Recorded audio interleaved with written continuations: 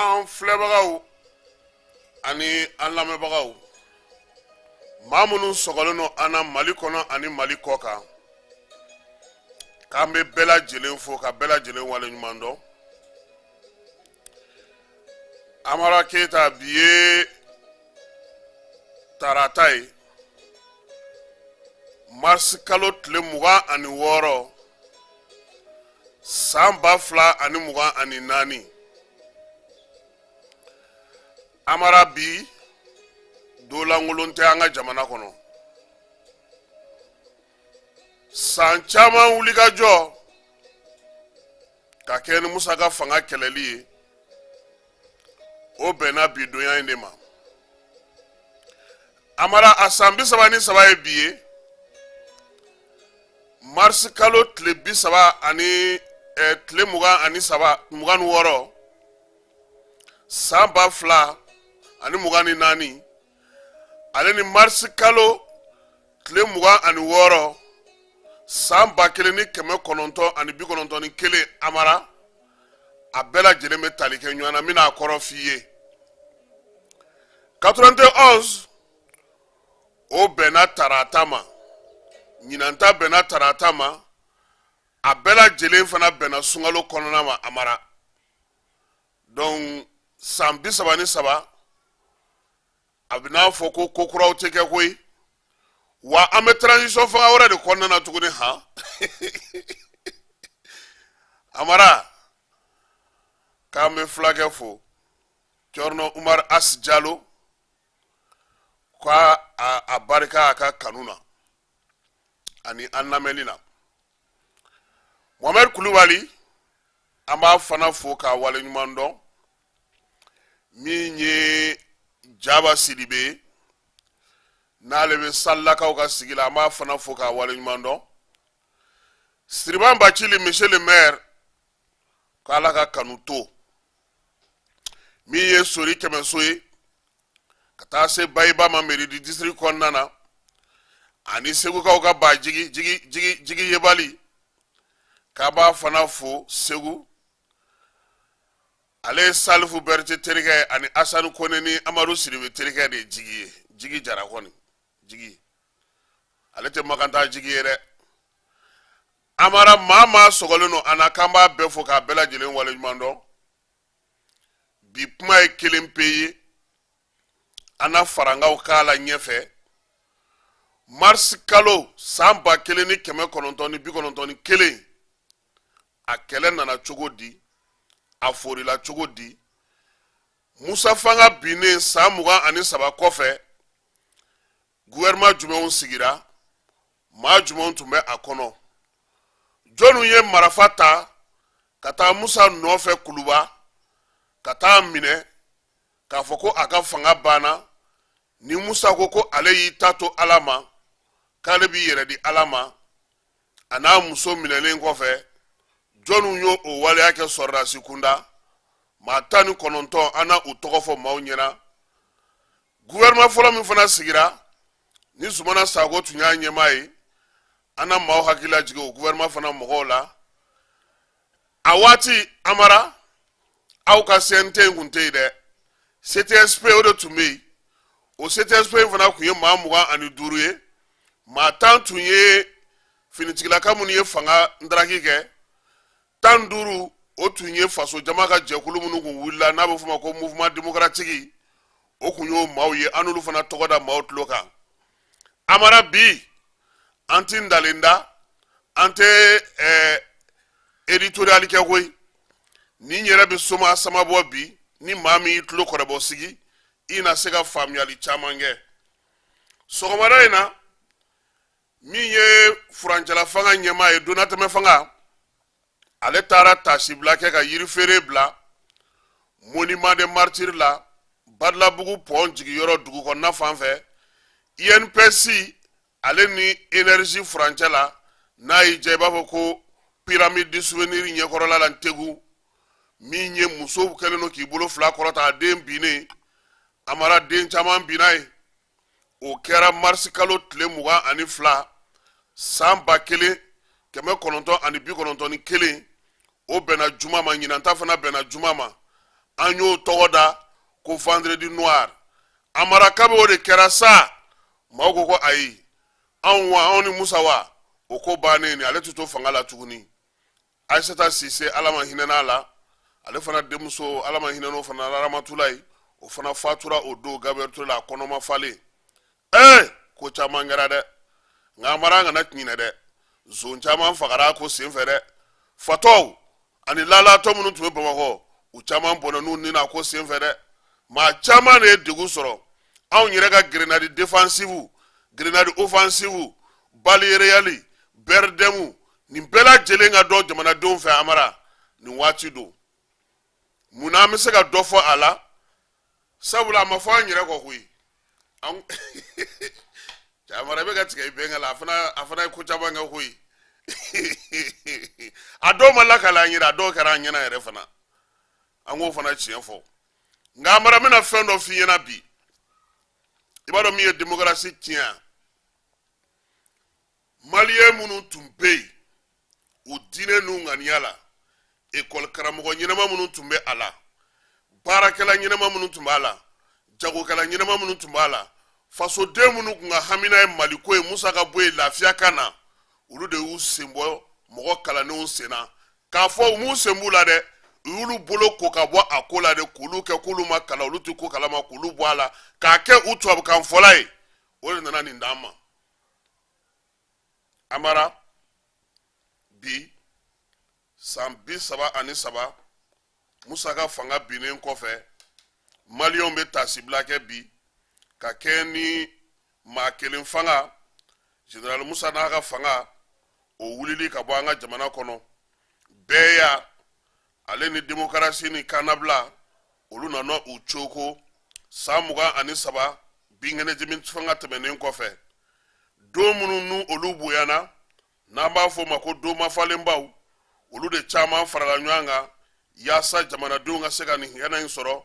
ni dɔw b'a fɔ a ma ko maliyɛnw ka muruti ni dɔw b'a fɔ a ma jamanadenw ka wuli ka jɔ ni dɔw yɛrɛ b'a yira k'a fɔ fana ko min ye armée ye ale fana k'i jɔ a jɔyɔrɔ la ka kɛ ni Amadu Tumani Ture ni ale tun ye lieutenant colonel ye a waati san 43 ale n'a tɔ olu ka wuli ka jɔ senfɛ waleya in bɛ kɔ mun ɲɛ o ye k'a fɔ jamana kɔnɔna na maaw yɛrɛ kun da dumuniw ka gɛlɛ min ye sɔrɔ ye o tun ka gɛlɛ futinɛ tun bɛ yen san 1990 san o y'a sɔrɔ min ye dusukasi ye sɛgɛn tɔrɔgɔtɔrɔgɔ o ma tɔ to maliyɛnw na Musa Traoré ale n'a ka bɛrɛbɛrɛlitɔ n'u b'a wele ko Union démocratique du peuple malien UDPM parti kelen min tun bɛ jamana in kɔnɔ n'a tun bɛ fan bɛɛ lajɛlen na politiki ko la olu kɔni tun ye fɛɛrɛw ta fɛɛrɛ minnu ye jamana yɛrɛ sigi a sen sabara kɔnɔ sɔrɔko ta nasira fɛ baloko ta nasira fɛ hali kalan ani baarakɛlaw ka sarako nin bɛɛ lajɛlen kun gɛlɛyara o de la sa fasodenw y'u fara ɲɔgɔn kan ka muruti k'ale boloda ka ɲɛsin Musa ka fanga jugu in ye u y'a yira k'a fɔ ko min ye sɔrɔ ye dugukolow ka ja ka se ka min ye waati yɛlɛma kuntala k'o juguya ka taa fara gɛrɛfuw kan n'o ye ekɔlidenw ka gɛrɛfuw ye baarakɛlaw ka lafasatɔw ka gɛrɛfuw amara nin waati y'a sɔrɔ CSM tɛ yen CDTM tɛ yen CMT tɛ yen INTM kelen pe de tun bɛ yen ale kelen pe de tun ye baarakɛlaw ka lafasatɔ ye an ka jamana kɔnɔ o de la mɛ kalo tile fɔlɔ i b'a dɔn mɛ kalo ye baarakɛlaw ka don ye mɛ kalo tile fɔlɔ san 1990 san min ye INTM ye ale y'a yira mɛ kalo o ɲɛnajɛ senfɛ n'o ye baarakɛlaw ka lafasatɔw ka jɛkulu ba ye ale y'a yira jamana fan bɛɛ lajɛlen fɛ ko min ye démocratie ye k'o ka ɲini koyi ko kow kana o nacogo fɛ INTM tɛmɛnen kɔfɛ min ye ekɔlidenw ka tɔn ye n'o ye association des élèves étudiants du Mali ye n'o ye AIM ye o fana baadɛbɛ dasilen san 1979 san o kununa kura ye koyi ka wuli k'i jɔ k'a yira k'a fɔ ko waleya min bɛ kɛ nin ye ko ale tɛ jɛn ni a ye AIM kɛrɛfɛ min ye comité national d'initiative démocratique n'a bɛ f'o ma ko SNIDI ale fana wulila k'a yira k'a fɔ ko fo wulikajɔ de ka kɛ o de la u y'u fara ɲɔgɔn kan sa décembre kalo tile 10 san 1990 san u ye wulikajɔ kɛ wulikajɔ min amara maa 10,000 depuis Musa ka fanga sigira o kuma deli ka bɔ ka bɔlɔw minɛ Bamakɔ kɔnɔna na fɔlɔ k'a yira k'a fɔ k'u tɛ fanga in fɛ. Musa Tarawele n'a ka maaw olu fana ye kɔkan bɔli kɛ koyi k'a yira k'a fɔ ko maaw bɛ Musa kɔ. K'o don président ka fugula binna ka bɔ a kun. E tun bɛ yen wa? E dun b'a la ko n ko ne de tun bɛ yen hali n'a sɔrɔ n jinin kun don n kun bɛ yen. Min ye o kɔfɛ sa baarakɛlaw fasoden jɛkulu bɛɛ lajɛlen farala ɲɔgɔn kan sa k'a yira k'a fɔ ko min ye wulikajɔ ye Bamakɔ fan 14 bɛɛ lajɛlen fɛ n'o ye maa kana yɔrɔ kari maa kana dankari fɛn fosi la ko ka o kɛ ko nka min ye fanga ɲɛmaaw ka kumaw ye wa k'u tɛ kala dɔn o ɲina ka bɛn n'o ye. O de la sa fasodenw ka tɔnjɛkulu u bɛɛ lajɛlen y'u fara ɲɔgɔn kan janvier kalo tile 24 san 1991 ka bɛɛ lajɛlen wele sa ko min ye ban yɛrɛ ye koyi muruti ko k'o boloda ko fo Musa ka bi. O kɛra janvier kalo tile 24 o welewelema kɛra bɛɛ lajɛlen fɛ u sɔnna o ma. Wulikajɔ Bamakɔ kɔnɔna na yan min ye gouvernement ye Musa Tarawele ale y'a ye k'a fɔ ko nin ko in bɛ ka dan yen a fana ye fɛɛrɛ ni dabaliw ta k'olu sigi sen kan yaasa min ye tɔnjɛkuluw ye olu ni bɛrɛbɛrɛli tɔn o kun t'an ka jamana kɔnɔ min ye tɔnw de tun bɛ yen n'o o ye fasodenw ka fara ɲɔgɔn kan tɔnw ye u y'a yira k'a fɔ ko ka olu kɔni n'o ye olu bɛ politiki baara min kɛ ko ka o kɔ an ka jamana kɔnɔ yaasa min ye bɛɛ min n'u bɛ k'o ɲini o kana sɔrɔ o taara wolo mun na muruti dɔ farala a kan min ye wulikajɔ ye Bamakɔ kɔnɔna na sa yɔrɔ tɛ yɔrɔ ye u b'olu kari n'u ni maa min bɛ na u b'o da walo min ye maa caman ye olu fatura o ko senfɛ min ye maa caman ye olu joginna o ko senfɛ olu taara ka taa n'u ye Gabriel Ture la. Wulikajɔkɛlaw u ma dan o ma koyi fɛn fɛn kun ye faso ka so ye min tun ye finitigilakaw ye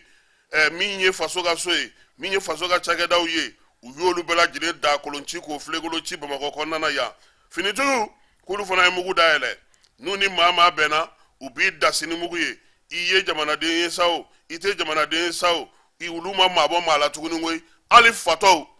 Gabriel Ture lamini na Amara u ye nin bɛɛ ba de bɛ dasi. O de la janvier kalo tile 18 san 1991 u ye ekɔlidenw minɛ koyi ekɔlidenw caman u y'olu minɛ n'o o ye le 28 janvier 91 ye Umar Mariko min y'u ka ɲɛmaa ye u ye ale fana minɛ ko sabula k'u kɛlen don ka muruti ni ban boloda Bamakɔ kinw bɛɛ lajɛlen kɔnɔna na ka muruti boloda segukaw fɛ yen ka muruti boloda yɔrɔ caman na. O de la sa min ye IM kɛrɛfɛ Amara cɛ kelen bɔra ka taama ko Musa Keyita ale bɔra ka taama ninnu bɛɛ ɲɛ ko fo démocratie de kana Mali la ko fa b'a la koyi k'a kunkolo k'u ka nin dɔ ye ko nin ye fatɔ de ye ale ma lamɛn o n'o tɛ ale de bɔra bɛɛ lajɛlen ɲɛ i ɲɛ b'a fɛn fɛn na tan Musa Keyita kelen y'a ka pancarte dilan ka bɔ ka taama Bamakɔ kɔnɔna na ko fo démocratie kana u ko k'a ye nin to yen ko non il faut pas le toucher c'est un fou a kunkolo ma ɲi. O nana kɛ denmisɛnw maabakɔrɔw minnu tɛ baara la u bɛɛ lajɛlen y'u bolo di ɲɔgɔn ma sa magasin minnu bɛ yen n'o ye faso taw ye baarakɛyɔrɔ minnu bɛ yen ani jamana yɛrɛ ɲɛmaa minnu tun bɛ fanga la waati Musa ka fan na gouvernement mɔgɔw directeurs u ye ninnu ka so de ɲini Amara ka lisi kɛ ka t'u ka so da kolonci k'a filɛgolo ci. O de senfɛ min ye Musa yɛrɛ nimɔgɔnin ye n'o ye Ramos ye ale ka so cira o senfɛ. O kɔfɛ fana yɔrɔba minnu fana tun bɛ yen u ye taa don o yɔrɔw caman na Bamakɔ kɔnɔna na yan nɔ ka sunɔgɔ tigɛ pewu maa ninnu u tun bɛ barikadi i b'o dɔn wa ka sira bali maa si tɛ se ka tɛmɛ ko o de nana to sen na sa min ye su kɔni cayara waleya in dugu wɛrɛw y'u sen don a la. O bɛɛ lajɛlen kɔfɛ tuguni wulikajɔ ni maa jogintaw cayara sɔrɔdasiw kɔni bɛ bunteli kɛ cogo min olu bɛ bunteli kɛ ten su ani tile maa ka bɔ kɛnɛma Bamakɔ ka munumunu k'o tun ka gɛlɛn. Janvier kalo tile 29 san 1991 ko u ye maa minnu bɛ yen ni olu kɔni kun caman baden u y'olu minɛ olu ye degun caman sɔrɔ. Musa Tarawele a bɔra o de senfɛ k'a yira k'a fɔ ko association minnu bɛ yen ni olu bɛna fɛ ka politiki baara kɛ k'olu bɛ se k'o kɛ koyi k'u bɛ se ka tɛmɛ n'u ka baara ye sɔnɔgɔya tɛ wa. O kɔfɛ tuguni a tilara k'a fɔ fana ko min ye carré kɔnɔnaw ye u ka sɔnɔgɔya k'u ye AIM maaw olu fana ye laɲini kɛ janvier kalo tile 31 san 1991 ko k'u ka maaw bila gouvernement ale sɔnna o ma ale y'a yira Asimi ka cɛ nana aw ma désobéir ya han ɲaamɛ ko yɔrɔ in na ko hali dimɔgɔ ko a tun tɛ se ka tɛmɛ han aya ina tila k'a ɲɛfɔ an ye Amara o janvier kalo in na sa min ye gouvernement ye ale fana y'a yira k'a fɔ ko écoleden ni maa maa bɛ n'olu kun murutira ko ka olu bila février kalo tile 2 san 1990 Mali télévision nationale la o y'a yira k'a fɔ ko min ye maa minnu kun murutira ni écoledenw ko olu maa 196 ka taa se maa wɛrɛ minnu tun bɛ yen n'olu yɛrɛ kun minɛna ko senfɛ n'olu ye baarakɛlaw ye maa 232 min ye maa wɛrɛ tun bɛ yen maa 34 wɛrɛ n'olu kun kan ka taa kiiri ka sira kan ko ka olu bila ko yaasa basigi ni lafiya ka na Amara o ma foyi ɲɛ koyi o dugusajɛ u ye ta tugu Bamakɔ la tasuma tɛ tasuma ye min ye soba tɛ soba ye u ɲɛ tana kɛra o waleya kelen bɛ ka kɛ tuma min kɔrɔnfɛn fan fɛ burudamɛw fana nana u sen don kɛlɛ la koyi olu taara Burɛm o phosphate dilanyɔrɔ min bɛ yen ka taa o dakolonci Burɛm yɛrɛ ale ni Gawo cɛ kilomɛtiri 100 o kɛra février kalo tile 21 san 1991 san ka sɔrɔdasi 2 k'o fa o ko senfɛ min ye wulikajɔ ye a ko barika nana bonya ka juguya min tɛ se ka lakali yɛrɛ fiyewu n'o y'a sɔrɔ tɔw tun ye masurunako ye le 22 mars n'o ye mars kalo tile 22 san 1990 k'o de kɔni na sa ko kɔni ye da fara sa maa e ye pɔn tigɛ ka bɔ Balabugu écoleden na u ye mugu wuli grenade offensive ni défensive ni marifa fɛn fɛn b'u bolo u y'a bɛɛ ci maaw la o fɔlen musow ye olu fana taara fara ɲɔgɔn kan madame Si Kayatu Sow n'a ɲɔgɔnnaw olu ye wulikajɔ kɛ Bintu Mayigaw ka min ye muso tɔgɔ ye de Ala ma hinɛ na Fatumata Sirew olu fana wele bila maaw ma k'u ka n'u denw dɛmɛ yen de u ye denw ni baw bɛɛ kɛ kelen ye kiba ninnu bɔra o yɔrɔ de la sisan muso dalen bɛ k'a bolo 2 kɔrɔta a den dalen don o binna yen de o kɛra o yɔrɔ de la maa caman ni tora o de la o don in kɛra vendredi noir ye o don maa min tun bɛ se ka mobili boli Bamakɔ a man ca dɛ e kɔni fɛn bɛɛ da ka di la fo a ka fɔ k'e ye Musa ka mɔgɔ ye ou bien k'e bɛ IDPM na ou bien e bɛ bɔ ministre dɔ ka so wa non fali in kɛlen u ye i bɛ min dɔn sans interdit ni cocktail molotov ni fɛn u y'olu donc vendredi noir in ale juguyara kosɛbɛ nka kɛlɛ a kuntagala juguyalen kosɛbɛ Musa ka maaw fana y'a dɔn k'a fɔ ko min don a ko tɔ juguyara kosɛbɛ o de la maa minnu bɛ yen ni olu kun dusuma kasalen don n'olu tun tɛ baara sɔrɔ fiyewu ministériso min sigilen kun don baara ko kunna n'o ye ministère de l'emploi ye olu taara o jeni k'o papier bɛɛ bɔ k'o jeni ko sabula n'i taara concours papier da e tɛ gagner maa wɛrɛ tɛ gagner liste yɛrɛ bɛ bɔ k'a sɔrɔ aw t'a kalama sufɛ mars kalo tile 23 san 1990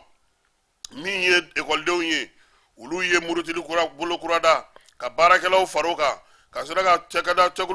jɛkulu minnu bɛ yen k'olu maaw far'o kan o de la sa ko tɔ nana juguya jamana yɛrɛ fantan ani 4 bɛɛ lajɛlen na min ye sɔrɔdasiw fana ye olu fana ye wulikajɔ kɛ ka Sikasokaw fɛ yen Joyilakaw fɛ yen nin bɛɛ lajɛlen la maaw murutira polisiw olu dɔw bɛ yen u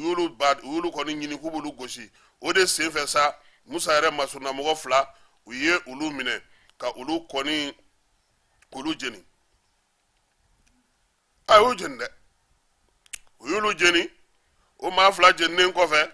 min ye wulikajɔ ye fosi ma bɔ a la koyi a tɔ de jugara ka taa fɛ o la sa écoledenw olu kɔni ye min sigi sen kan n'u yɛrɛ ka u kɛrɛfɛ sariya ye sa u yɛrɛ min tɔgɔ da u ko article 320 a b'o dɔn wa essence 60 alimɛti paquet dɔrɔmɛ 4 alimɛti paquet bɛ joli la bi essence litre bɛ joli la bi o de article 320 ye u b'i minɛ dɔrɔn ka taa bɔ i kan dɔrɔn k'i jeni o de nana kɛ sa k'o ti ban fiyewu min ye o waleya in ye o y'a to sɔrɔdasiw polisiw min ye gendarmew ni a tɔw ye olu yɛrɛ minɛ bɔli la koyi jenini min donna a la olu ko hɛ on sont pas sortis encore bolojigi min ka kɛ tile minnu dar'o kan min ye baarakɛlaw ka tɔnw ye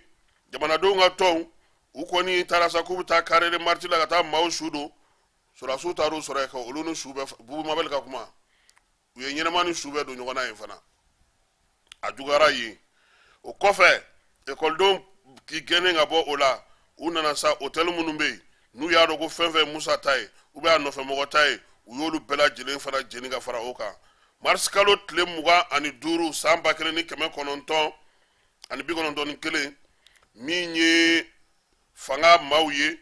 u y'a dɔn k'a fɔ ko ko juguyara u ye état d'urgence créé Mali dugu bɛɛ lajɛlen na maa t'i bɔ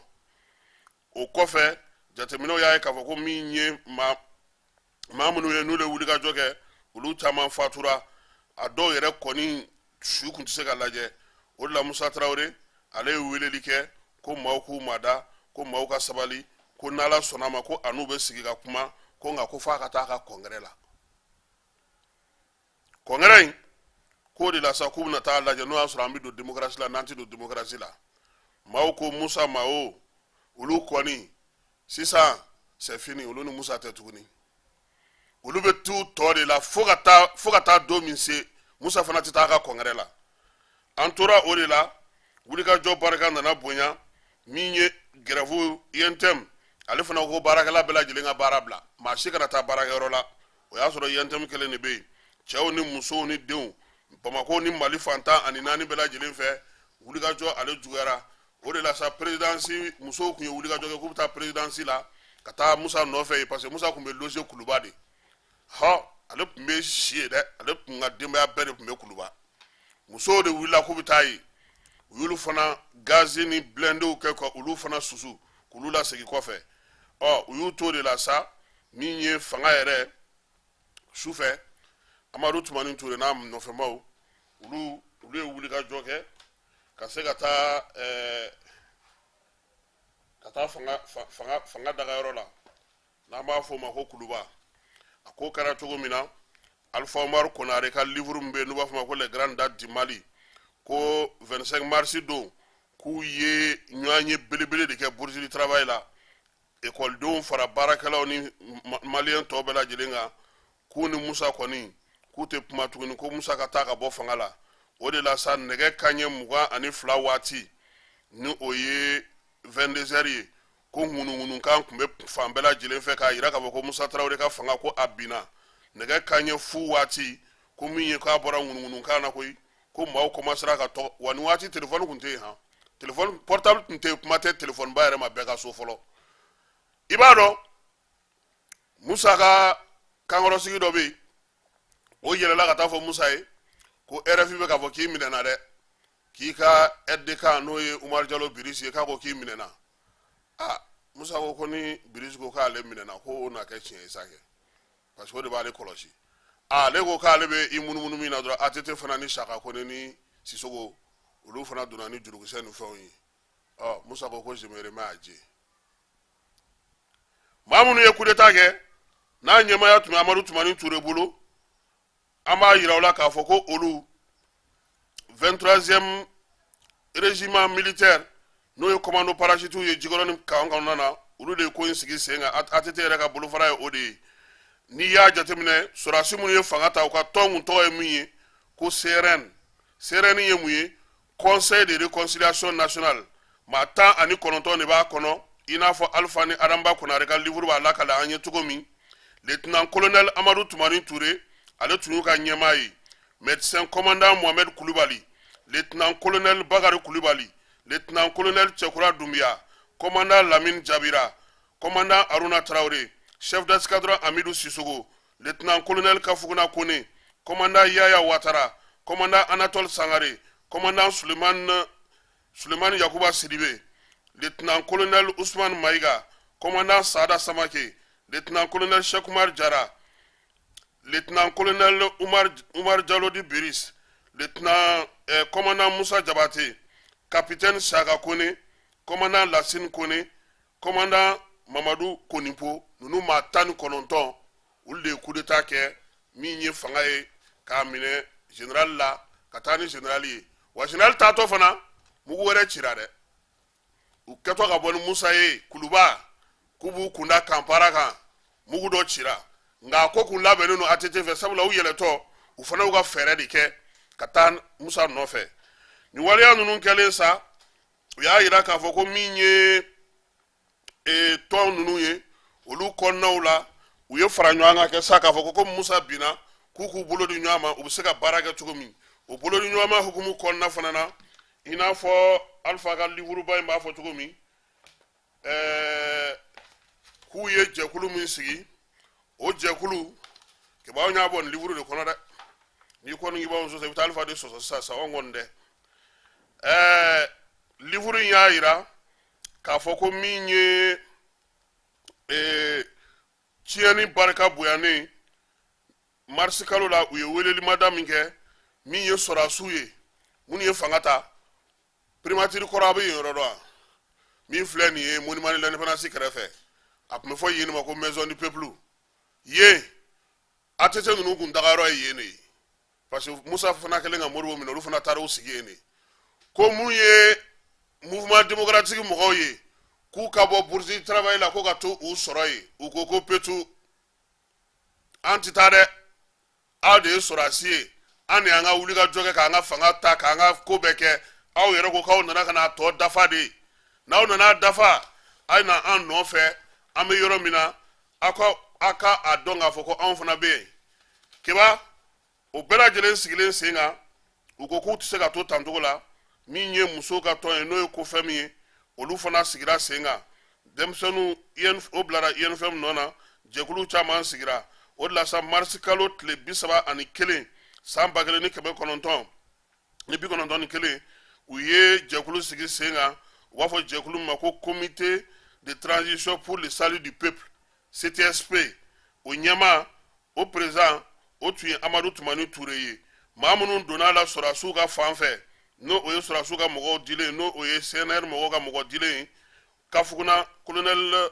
lieutenant colonel Kafuguna Kone o tun ye sɔrɔdasiw ka mɔgɔ dilen Umar Jalo o tun ye sɔrɔdasiw ka mɔgɔ dilen lieutenant colonel Bakari Kulubali o tun ye sɔrɔdasiw ka mɔgɔ dilen commandant Lamine Jabira o tun ye sɔrɔdasiw ka mɔgɔ dilen lieutenant colonel Ousmane Maïga o tun ye sɔrɔdasiw ka mɔgɔ dilen commandant Anatole Sangare o tun ye sɔrɔdasiw ka mɔgɔ dilen commandant Aruna Traoré o tun ye sɔrɔdasiw ka mɔgɔ dilen commandant Musa Jabate sɔrɔdasiw tun y'o tigi di médecin commandant Mohamed Kulubali o tun ye sɔrɔdasiw ka mɔgɔ dilen commandant Yaya Ouattara sɔrɔdasiw ye ninnu mɔgɔ 10 de di ka fara min ye mɔgɔ minnu tun bɛ yen n'o a tun bɛ f'u ma ko comité de coordination des associations et organisations démocratiques olu ye maa 15 tɔgɔ di Bakari Karambe INTM Boyise Traoré INTM Abdraman Baba Touré ADEMA Mohamed Lamine Traoré ADEMA Amidou Jabate SNID Modibo Diakité SNID Demba Diallo AMDH Mamadou Dante AMDH Oumar Mariko AIM Moussa Keita AJDP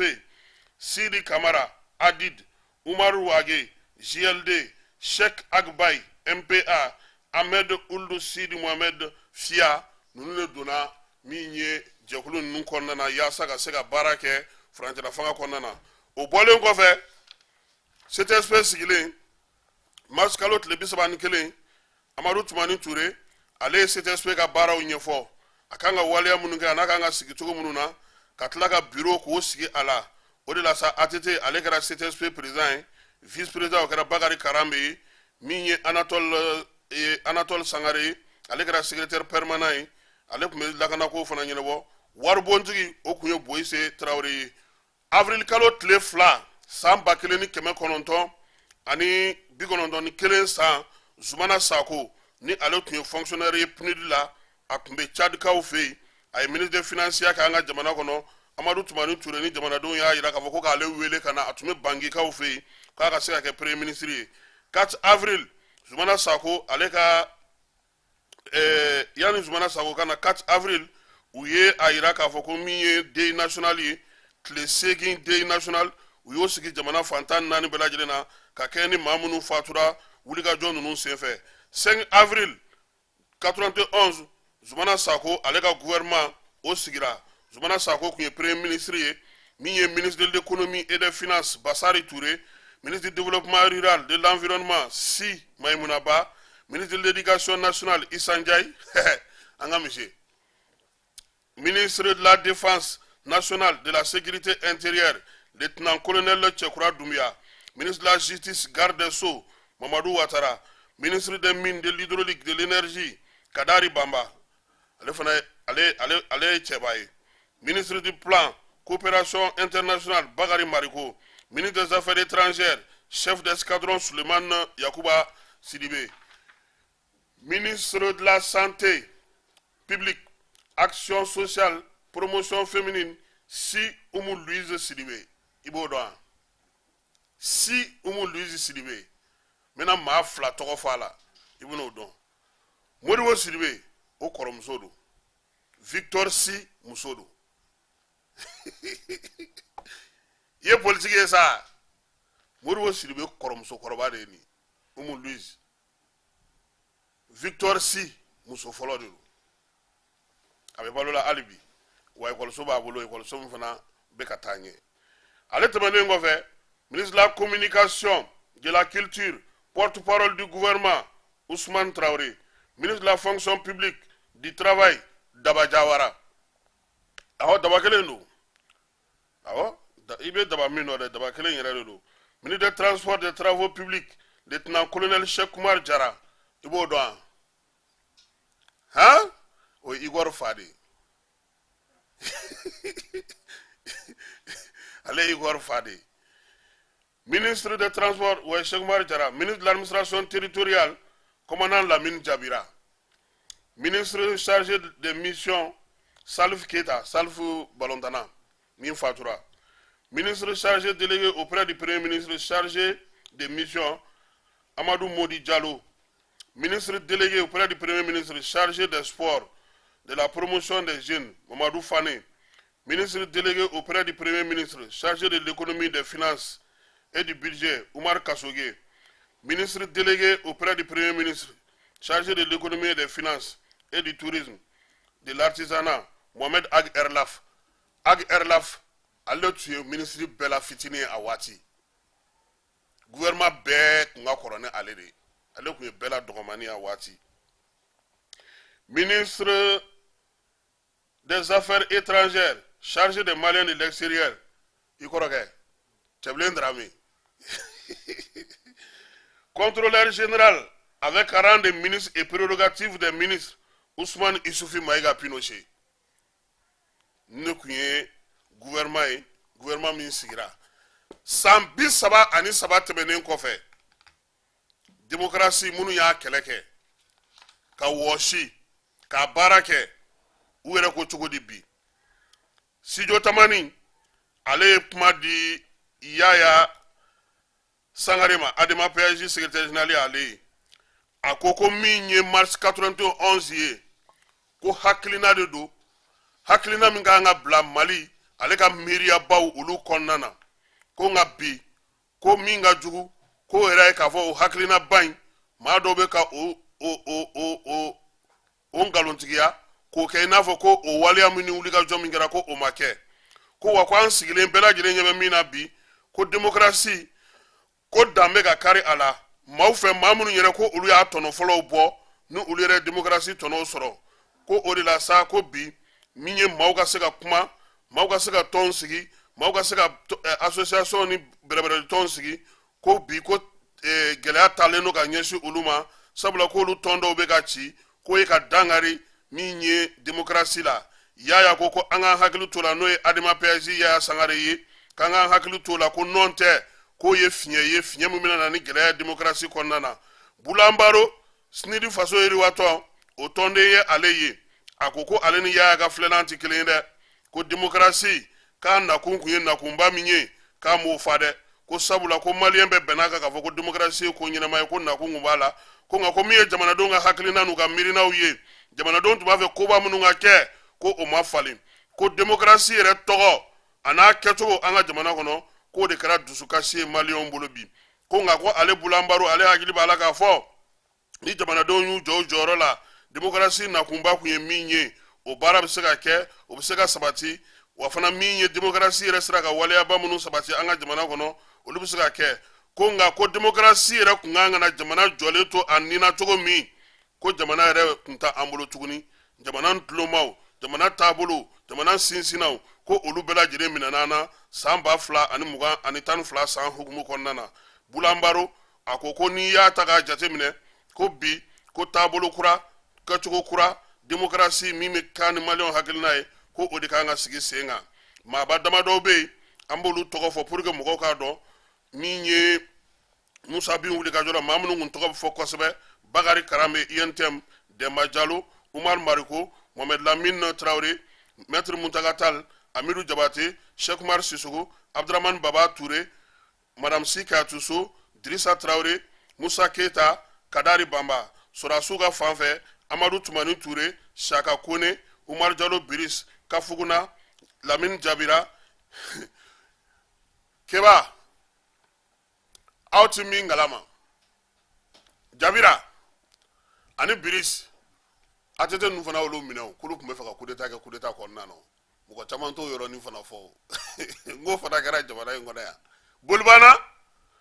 fajiri da fɛ u taara yɔrɔ bɛ kɛ bɛrɛdɛmu ye ka Biris minɛ o kɛra yan dɛ maaw b'a dɔn fana k'o kɛra Surasi Kunda maa dɔ bɛ yen a tɔgɔ ti fɔ kosɛbɛ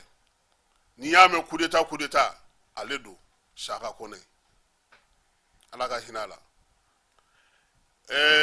Anatole Sangare Modibo Sidibe Sulemani Yakuba Sidibe ninnu kun ye maaw ye minnu tɔgɔ kɔni kun bɛ taa ni ka segin kosɛbɛ mɔgɔw da min ye démocratie ko an ye min sɔrɔ a kɔnɔna na bi ka bɛn ni san 33 ye o de ye nin ye kunnafoni tɔ minnu b'an bolo Amara an b'olu kɛ k'an ka kunnafoni dafasa o ye bankasikaw fɛ yen bankas komi ye jɛkulu marafatigi dɔw ye olu kɔni taara ka taa bagan dɔw cɛ ka taa ni u ye subalakaw olu fɛ yen kunungo fana Baɲangara ale ni Sevare ni ɲɔgɔn cɛ ko maa dɔw taatɔ dɔgɔ la sa ko u kɔni taara bin olu kan muso kelen u y'o bɔnna a ni na ka katakatani kelen k'o jeni fɔnkɔ ɲɔgɔnkɔ k'o barika bonyanen don min ye donsow ye u kɔni y'a jira k'a fɔ ko ka minɛnw d'u ma yaasa baara minnu bɛ yen olu bɛ se ka kɛ cogo min na ka ɲɛ sabula nin waati in na ninjugawale ni bamacawale kɛbaaw u kɔni kɛlen don k'u ta kɛ ka wuli ka maaw ɲini ka taa u bɔnɛ u ni na ka tɛmɛ n'u sen fila ye yan fɛlakaw fɛ yen sanubɔyɔrɔ dɔ kɔni ko o benna dɛ maa 10 o ni tora o la min ye sanubɔyɔrɔ in kɔni k'a dafirila dugu min na sa o ye Kalakɔ faranindala ye min ye yɔrɔ in kɔni ye a bɛ Gɔɲaka commune de kɔnɔna na kilomètre 56 o de bɛ ale ni yanfɔyila ni ɲɔgɔn cɛ waleya in kɔni kɛlen sa u y'a jira k'a fɔ ko maa 7 kɔni su o sera ka bɔ maa 10 in na a tɔ kɔni k'u tun bɛ ka olu ɲini hali bi wulikajɔw tun bɛ senna hali kunun k'a lajɛ n'u bɛ se ka bɔ cogo di jɛkulu marafatigi lakodɔnbali dɔw fana wulila Mɔptikaw fɛ yen ka taa polisiw minnu bɛ yen olu dagayɔrɔ la k'olu kɔni bɔnɛ u ni na min ye polisi 2 ye o tora ko senfɛ polisi kelen o kɔni o sɛbɛkɔrɔ jogina u y'o ta ka taa n'o ye dɔgɔtɔrɔso la fure ninnu ko ala ka hinɛ u la waleya in kɛlen kɔfɛ sa min ye armée maaw kɔni ye k'u ye yɔrɔ bɛɛ lajɛlen mɔmɔ patrouille kɔni u y'o lancer a na kɛ k'u tɛgɛlankolon ma bɔ ko in na nko n'ala sɔnna ma armée u y'a jira k'a fɔ k'u ye maa sigana maa 5 u sera k'u tɛgɛ da u kan wulikajɔ tɔw olu bɛ senna hali bi an ye kibaruya sɔrɔ kunungo sufɛ ko min ye docteur Etienne Fakaba Sisoko ye k'a welelen don BJ la BJ maaw ko u y'a lamɛn ka sababuya kɛ a ka waleya minnu bɛ ka kɛ nin waati in na ye min ye BJ ye komi baara tɛ yen bi sini ko n'ala sɔnna ma ko u na taa n'a ye procureur cybercriminalité o fɛ yen ka kɛɲɛ ni a ka wulikajɔw n'a ka laɲiniw ye colonel Assimi Goïta ale tɔgɔ la sa ministre min bɛ administration territoriale porte-parole du gouvernement ale taara Irisu ka ambassadeur lasigidenso min b'an fɛ yan ka t'i tɛgɛ nɔ bila sɛbɛnna sɛgɛ min bɛ yen n'u b'a fɔ ma ko lettre de condoléance ale kɔni taar'o kɛ jamanakuntigi tɔgɔ la ka bonyamasegin kɛ ka taasibila kɛ ka ɲɛsin Irisilakaw ma Irisu ka ambassadeur ko Mali ta kɔni ma bali a la cogoya si la ko sabula ko jamana fɔlɔ min n'o président ye lettre ci Poutine ma k'o ye Assimi ye ko a y'o de fɔlɔ ka lettre sɔrɔ ko donc ko Mali ko an bolo bɛ ɲɔgɔn bolo ko fo ka taa se waati min ma sa o bɔlen kɔfɛ min ye je le répète ye a ko k'u ka foli ni tanuni ta ka ɲɛsin Irisilakaw ma nin waati gɛlɛma in na waati min na ni bɛɛ lajɛlen b'a dɔn k'a fɔ ko a ko ma nɔgɔn ani fana ko Mali ale ni Irisi ko na u bolo di ɲɔgɔn ma ni jugawale ni bamacawale kɛbaaw k'u kɛlɛ cogoya suguya bɛɛ lajɛlen na sɛbɛn in a fa sirila ministre d'État ministre de l'administration territoriale fɛ nin bɛ dan sigi a ka sɔgɔmada in na kibaruya la Keba e tɛ gɛrɛ i kana dɔ ɲɛfɔ mɔgɔw ɲɛna min ye sɔgɔmada in na aw ye baara min kɛ jamanakuntigi i bɛ se ka na ka na ɲɛfɔli kɛ jamanakuntigi aw n'a tun bɛ ɲɔgɔn fɛ a ko kɛra cogo di. Bon ka bɛɛ fo Kassim an sera yen depuis 7 heures u ye pont bɛɛ tigɛ premier pont tigɛra fɔlɔ ka taa sira bɛ na ni ambassade fanfɛla ye mɔgɔ min b'a dɔn premier pont na ka na aw fanfɛ mais Assimi yɛrɛ nana fo 9 heures kuma a nana 9 heures 15 wagati ka na tɔgɔma kɛ ka taa drapeau kɔrɔ ka foli kɛ a ye foli fana kɛ an ɲɛ b'a la ministre bɛɛ tun bɛ an yɛrɛ ka mɔgɔbaw minnu tun bɛ minnu ye 91 kɛ ne ye minnu jateminɛ o ye Ifacɛ tun bɛ yen o ye Alinu Jalo tun bɛ yen an kun ye a ɲini k'a ka kuma a ko ko ale caman fɔ sa dɛ k'an ka jɛ a ma ko ni wagati wɛrɛ sera k'a bɛ wele k'i yɛrɛ ka taa k'a bɛ kuma Cɛbilen Dramɛ fana tun bɛ yen ka taa se mɔgɔ caman minnu ye 91 kɛlɛ kɛ o y'a jira k'a fɔ ko changement caman bɛ yen min ɲinina 91 ko bi ko o si ma lasabati mais u b'a jira k'a fɔ ko furancɛla fanga ko ɲɛmɔgɔ bɛ sira min kan ko bɛ kɛ dalilu ye kɔni ko mɔgɔ bɛ se k'i jigi sigi k'a fɔ su minnu bɛ yen ko nin fanga bɛ se ka u jigi sigi kosɛbɛ interview kɔni ma sɔrɔ Assimi ta ma sɔrɔ ko ni u tilala k'u b'a ci an ma an kɔni ye kɛrɛfɛ mɔgɔ caman ɲininka minnu hakilinaw d'an ma an bɛ tila k'o video jira mɔgɔw la an ka YouTube ni Facebook sanfɛ. d'habitude gouvernement ni premier ministre ninnu tun bɛ yan premier ministre tun bɛ yen CNT ɲɛmɔgɔw tun bɛ yen ka taa se jamana lasigiden minnu bɛ Mali kɔnɔ o caman fana tun bɛ yen Faransi yɛrɛ ka mɔgɔ caman tun bɛ yen ani an kɛrɛfɛ jamana mɔgɔw an ye minnu jateminɛ Nigeria ka taa se Ghana ka taa se jamana i n'a fɔ Togo olu fana n y'olu ka ambassadeurs ye ka taa se Russie ani jamana caman olu fana ka mɔgɔw tun bɛ yen. o kɔrɔ ko jama cayara ɲina ni salon ta ye. Jama cayara a lakana de fanga bonyana kojugu lakana fanga bonyana depuis suguba la foyi kana hali tabalintigi essence feerela bitigintigi foyi kun tɛ sira in kan u y'a voix bɛɛ labɛn mais an ɲɛ b'u la Assimi y'a kɔ don yɔrɔ min ani mɔgɔw k'u ka sigili daminɛ fo min tɛra min ye. an b'i fo n'Ala sɔnna ma min ye waleya in ye maaw n'a sɔrɔ ja la an ka bɔlɔlɔ sira olu senfɛ k'i yɛrɛ fo k'i waleɲuman dɔn o kɔrɔ e ye suguri dun dɔrɔn k'i kunda yen nka Amara an bɛ sɔgɔmada in na ta jɔ yan min ye 26 mars ye ale ko hukumu kɔnɔna don k'a fɔ bɛɛ lajɛlen ɲɛna sa ko n'Ala sɔnna ma nɛgɛ kanɲɛ 18 an na ɲɔgɔn sɔrɔ kibaruya wɛrɛw la nin kɔni tun ye hakilinajigi ni miirinajigi ye ka kɛ ni 26 mars ale ye.